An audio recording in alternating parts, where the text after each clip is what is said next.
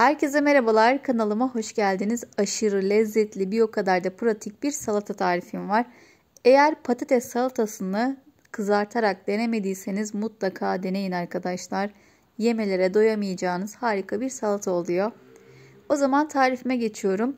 Öncelikle 5-6 tane orta boy patateslerimi böyle küp küp minik minik doğruyorum. Kişi sayısına göre miktarını arttırabilirsiniz. Bu arada videoyu baştan çekmeyi unuttuğum için böyle patatesleri doğradıktan sonra çekmek aklıma gelmiş. Kusura bakmayın. Ben patatesleri hafif olması için air fryer'da kızarttım. Tabii ki tavada veya fırında da kızartabilirsiniz. Patateslerin üzerine çok az bir yağ damlattım ve birazcık da tuz ekleyerek air fryer'da ara ara karıştırarak nar gibi olana kadar kızarttım. Patateslerim kızarırken ben de diğer yandan hemen yeşilliklerimi doğramak istiyorum. Böyle 3-4 dal marul, bir tutam maydanoz, bir tutam dereotu, nane varsa taze nane de çok yakışıyor, ekleyebilirsiniz. Böyle minik minik yeşilliklerimi doğruyorum. Kornişon turşu 3-4 tane kullandım. Bu arada kornişon turşu da gerçekten çok yakışıyor arkadaşlar. Şimdi sırasıyla yeşilliklerimi doğruyorum. Önce marullarımı doğradım. Daha sonra maydanozlarımı. Böyle kişi sayısına göre tabii ki miktarını artırabilirsiniz. Patateslerin de ve yeşilliklerin de miktarı artabilir. Benim yaptığım salata 2-3 kişilik. Tabii ki o kadar lezzetli oluyor ki tek başına bile bir tabağı yiyebiliyorsunuz. O yüzden bol bol yaparsanız iyi olur. Şimdi yeşilliklerimi doğradım. Sıra kornişon turşulara geldi. Kornişon turşularımı da böyle minik minik küp küp doğruyorum. Bu aşamada bir tane de orta boy soğan doğramanız gerekiyor. Böyle piyazlık ince bir şekilde. Koymayı neredeyse unutuyordum. Sonradan aklıma geldi. Bu aralar birazcık dalgınlık var ama neyse.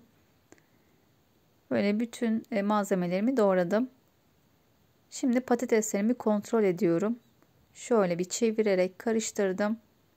Ve tekrar hazneye yerleştirerek 1-5 dakika daha pişirdim. Şimdi tam istediğim şekilde kızarmışlar. Böyle nar gibi çok güzel bir şekilde kızarmış patateslerim. Derin bir kaba patateslerimi ekliyorum. Soğumasını beklemenize gerek yok. Sıcak sıcak hemen hazırlayabilirsiniz. Daha sonra üzerine yeşilliklerimi döküyorum arkadaşlar.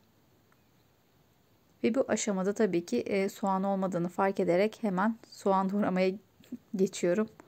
Bu arada kuru soğan yerine yeşil taze soğan da ekleyebilirsiniz arkadaşlar. Şimdi soğanlarımı da böyle ince bir şekilde piyazlık doğradıktan sonra soğanlarımı da son olarak ekledim. Şimdi baharat kısmına geçiyoruz. Şöyle yarım çay kaşığı kadar karabiber ekledim. 1 çay kaşığı tepeleme kırmızı toz biber, bu çok yakışıyor. Yarım çay kaşığı kimyon ve son olarak 1 çay kaşığı tepelemede sumak ekledim. Birazcık da tuz. Böyle zeytinyağı istediğiniz kadar, böyle 2-3 yemek kaşığı kadar dökebilirsiniz. Ve yarım limon sıktım üzerine. Ve bütün malzemeleri karıştırarak harika bir tat ortaya çıktı.